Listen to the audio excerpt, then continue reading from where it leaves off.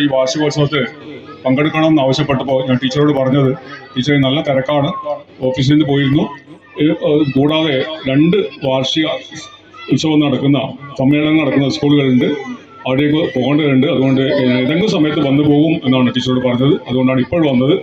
വൈകുന്നേരം ഇവിടെ സാംസ്കാരിക സമ്മേളനം നടക്കുമെന്നറിയാം. അപ്പോൾ ആ ചടങ്ങിൽ പങ്കെടുക്കാൻ സാധിക്കില്ല, അതുകൊണ്ടാണ് നേരത്തെ വന്നത്. നമുക്കറിയാം നമ്മുടെ പൊതുവിദ്യാലയങ്ങളുടെ പ്രാധാന്യത്തെക്കുറിച്ച്. നമ്മുടെ നാട്ടിലെ ഏറ്റവും പ്രധാനപ്പെട്ട സ്ഥാപനങ്ങൾ പൊതുവിദ്യാലയങ്ങളാണ്. അതുകൊണ്ടാണ് നിങ്ങളൊക്കെ വന്നത്.